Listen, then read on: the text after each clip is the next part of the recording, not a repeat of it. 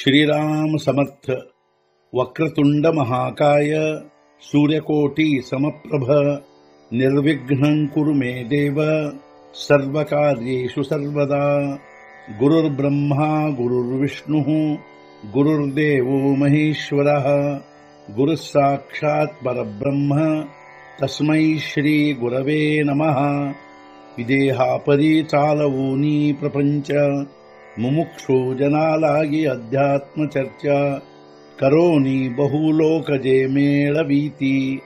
नमस्कार त्या ब्रह्म चैतन्य मूर्ती अलंकापुरी पुण्यभूमी पवित्र तिथे नांदतो ज्ञान राजा सुपात्र तया आठवीता महापुण्य राशी।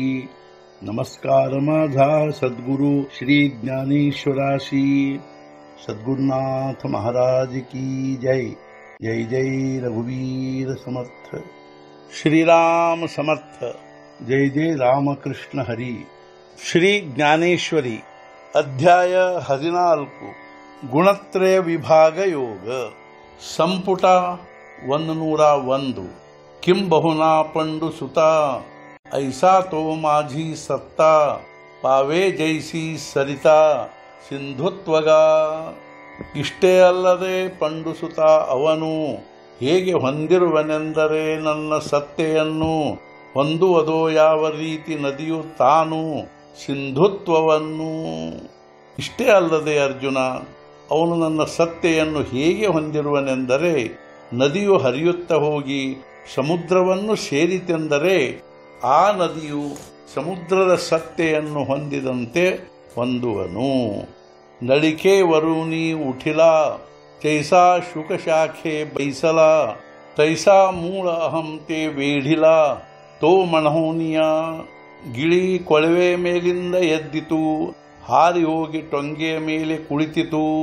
ಅದರಂತೆ ದೇಹೋಹಂ ಬಿಟ್ಟು ಮೂಲ ಅಹಂ ಆವರಿಸಿಕೊಂಡಿತು, ಅದೇ ನಾನೆಂದು.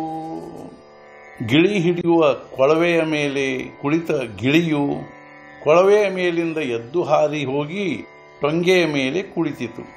ಅದರಂತೆ ಅವನು ದೇಹೋಹಂ ಭಾವ ಬಿಟ್ಟು ಮೂಲ ಸಚ್ಚಿದಾನಂದ ಅಹಮ್ಮವು ನಾನೇ ಅದೆಂದು ತಿಳಿದುಕೊಂಡನು. ಅಗ ಅಜ್ಞಾನಾಚಿಯ ನಿದ್ರಾ ಜೋ ಘೋರತ ಹೋತಾ ಬದಬದ ತೋ ಸ್ವಸ್ವರೂಪಿ ಪ್ರಬುದ್ಧ ಚೈಲಾಕಿ. ಅರ್ಜುನಾದೇ ಅಜ್ಞಾನದ ನಿದ್ರೆಯಲ್ಲಿ ಯಾವನು ಜೋರಾಗಿ ಗೊರಕೆ ಹೊಡೆಯುತ್ತಿದ್ದನೋ ಅದರಲ್ಲಿ ಅವನೇ ಪ್ರಬುದ್ಧನಾಗಿ ಸ್ವಸ್ವರೂಪದಲ್ಲಿ ಎಚ್ಚರವಾದನು. ಹೇ ಅರ್ಜುನ, ಅದೇ ಅಜ್ಞಾನದ ನಿದ್ರೆಯಲ್ಲಿ ಯಾವನು ಜೋರಾಗಿ ಗೊರಕೆ ಹೊಡೆಯುತ್ತ ಮಲಗಿಕೊಂಡಿದ್ದನೋ ಅವನೇ ಪ್ರಬುದ್ಧನಾಗಿ ಸ್ವಸ್ವರೂಪದಲ್ಲಿ ಎಚ್ಚರವಾದನು. ಸದ್ಗುರುನಾಥ ಮಹಾರಾಜ್ ಕಿ ಜೈ. जय जय रघुवीर समर्थ। श्री पंढरीनाथ महाराज की जय। जय जय रघुवीर समर्थ।